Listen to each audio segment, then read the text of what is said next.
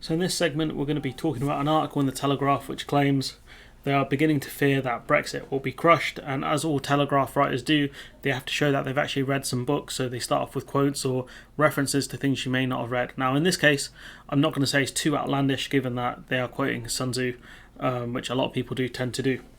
So she says, quoting, "Know thyself, know thy enemy, 1,000 battles, 1,000 victories," and Brexiteers won, and yet they continue to cry about it. So she says, with the implosion of Boris Johnson, the Brexit war threatens to start anew. Now, I was under the impression that Boris Johnson got Brexit done.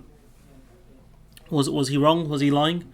Because these guys or gals typically argue that, well, without Northern Ireland, being out of, without the protocol, if the protocol doesn't go, then that means Brexit isn't done. And I'm just like, so he lied in 2019 when he ran on Get Brexit Done? They don't make sense.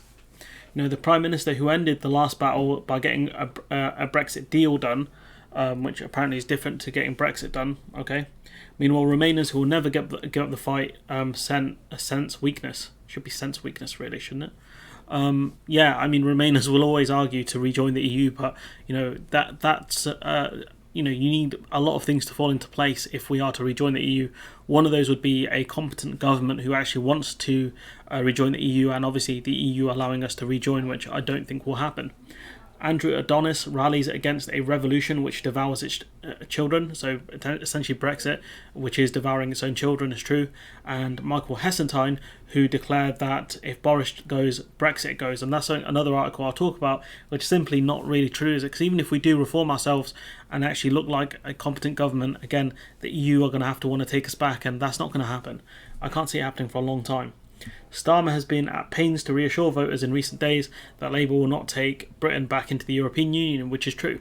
A Remainer who voted 6 times against a Brexit deal, sure. And Jeremy Corbyn was a guy who doesn't like the monarchy, but yet in his manifesto he did not talk about abolishing the monarchy. It's almost like people's personal politics and the manifestos and policies they actually push can be two different things.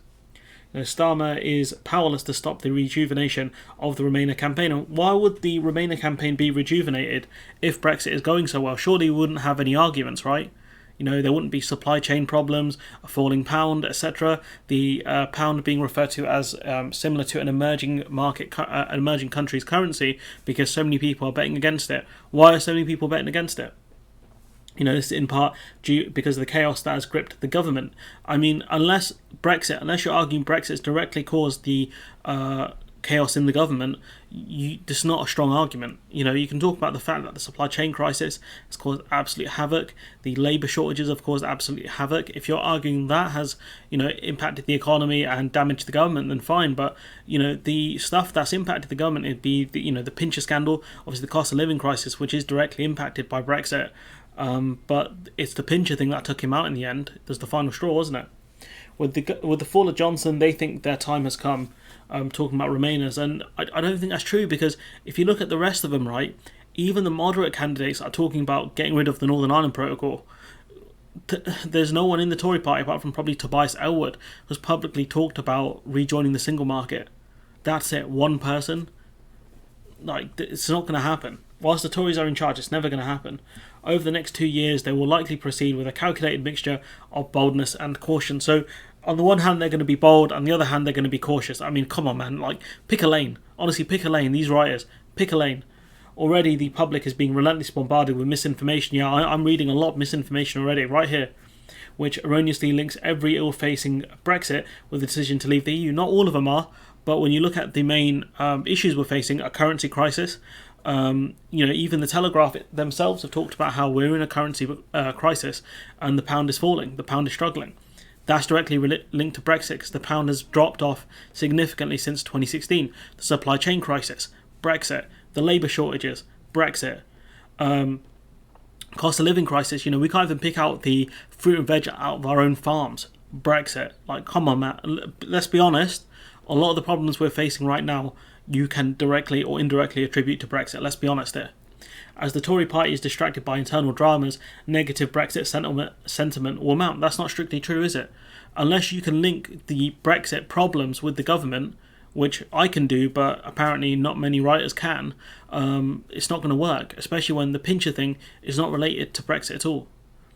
This is already starting to happen as critics in the business world become blunter in their criticisms, from aviation industry to the CBI. Now, this is a different thing, because most people, I don't think the ordinary person cares what the aviation industry or the CBI have to say, because they never cared in the first place. The CBI were very critical of Brexit. So were certain aviation companies. I think Airbus was one of them. They're going to get more and more blunt, because the problems that Brexit is creating is impacting businesses. The supply chain shortages, the lorry driver shortages, the labour shortages, all of this stuff is impacting Brexit so much. And the simple fact is, these Brexiteers don't acknowledge that. So yeah, their attacks are going to start getting blunter, not because Boris Johnson's gone, but because they don't have a choice anymore. They tried to play ball. The NFU tried to play ball. They tried to be nice to the government, to try and at least talk to them about the issues they're facing. They realised the government doesn't actually want to listen. And they were like, okay, do you want to play? Let's play. And so Minette Batters at the NFU has gone, relentlessly after the government and relentlessly after ministers. Meanwhile, some Tory MPs have been discreetly arguing in favour of a softer Brexit. Like who? Which ones? Because the only one I've heard of is Tobias Ellwood. She says, indeed, while the removal of the PM is by no means a Remainer plot, some of his internal enemies were motivated by a desire for greater alignment with EU rules. Who? Apart from Tobias Ellwood, who? And then, she tries to conflate, right, the Northern Ireland Protocol Bill with a greater desire for alignment with the EU. Now, there's two different things, and this is a very stupid argument. She says, or at least by their opposition to what they consider to be an excessively aggressive attitude towards fixing the protocol. Now, Theresa May has accepted the Brexit that the government have taken. She was critical of the Northern Ireland Protocol, because she said no Prime Minister should put a border in the Irish Sea, but she's against the Northern Ireland Protocol Bill legislation because it breaches international law and ruins our standing on the world stage. Those things are true. She said it, in the House of Commons. So for this variety to argue that, some Tory MPs want greater alignment with the EU, and also want to, stop us scrapping the Northern Ireland Protocol, that makes them, want alignment with the EU, doesn't make sense.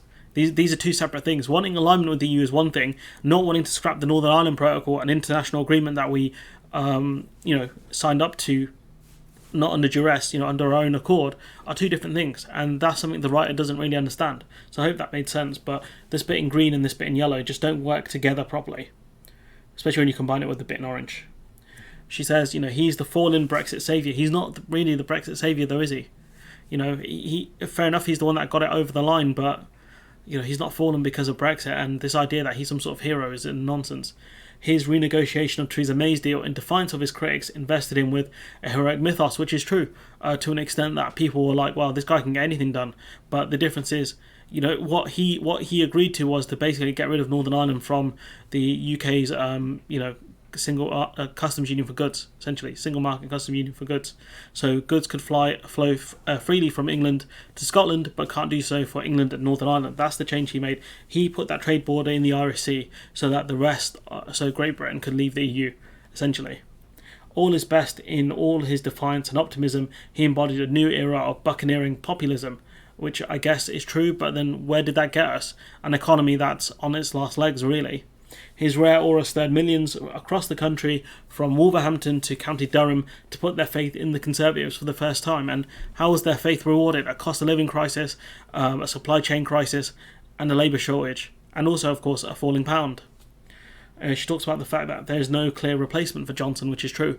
You've got Sunak, who is more like a Cameron-era Tory, and you have Liz Truss, who is Johnson 2.0 minus the scandals, and of course most of the affairs. The fact is that Brexit was a leap of faith, and it's like in Assassin's Creed where you jump off one of the ledges into the haystack, leap of faith, right? But the problem is there's no haystack, and we've just hit the ground, and that's why we're one of the second lowest. We have the second lowest growth predicted in the OECD. It's not great, is it? Amid widespread elite scepticism and renewed Remainer resistance, and there's a reason why Remainers are becoming more kind of stronger and more incensed, is because the Brexit problems are becoming more apparent. As more years pass on, as we reach 2023, 4, 5, you're going to be able to differentiate the issues that COVID created versus the issues that Brexit created. The project will fail unless the Tories can find a leader who believes in Brexit enough to drive it forward. But Brexit is done. You're not going to find a leader who can do that because it's game over. Like, the best you guys have got is you want to get rid of the ECHR, which will violate the Good Friday Agreement. Like, that's the best you guys have got. You've offered nothing substantive, nothing to honestly say what you are offering is better than what we had.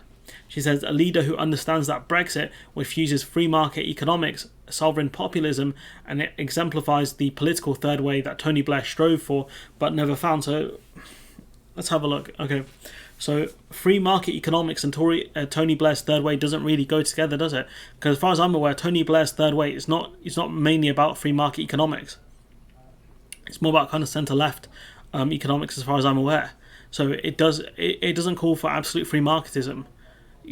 So that's just ridiculous. Sovereign populism is just a made-up buzzword phrase, honestly, because they fuse sovereignty, the idea that a country has absolute authority or an institution has absolute authority, with populism, which is meant to be the things that are popular, I guess, depending on how you want to phrase it. So for the government's authority to do stuff that are popular with the people in this country, like, what? Just a buzz phrase, which is ridiculous. HMRC's upgrade of its own UK customs system has been a shambles. We've spoken about that throughout the year, but it's comically bad.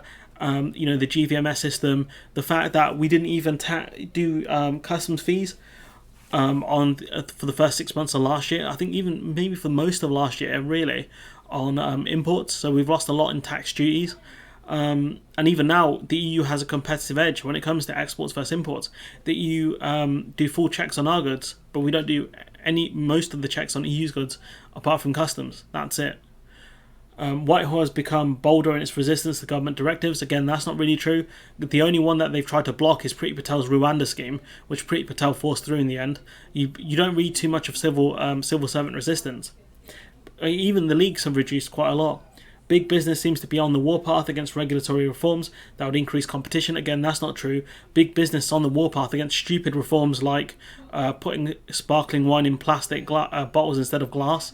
They're really against that because that's dangerous. But the fact is, the CBI and the other businesses are mad that there are labour shortages and supply chain crises. Northern Ireland remains a running sore. That's because you made it so. If you guys made the protocol work, it would work. The great fear is that the Tory party now elects a closet Remainer. Like who? I've seen the list. Tom Tugendhat is probably the closest one you can argue is a closet Remainer. Liz Truss has proved herself to be the most hardline Brexiteer in the cabinet currently. Probably her and Braverman. If Brexiteers want to avoid this fate, they must think like war strategists once again. Brexiteers, what they did in 2016 and what they did in 2019 was lie. They said absolutely no one is threatening our place in the single market. Someone was. The name was Boris Johnson and Theresa May. So that's a lie. That didn't happen. Boris Johnson promised there would be no non-tariff barriers, preventing our trade with the EU. There were loads of non-tariff barriers. You've got customs fees, checks, all the lots of stuff in the way of our exports. Vet checks, depending on what you're exporting.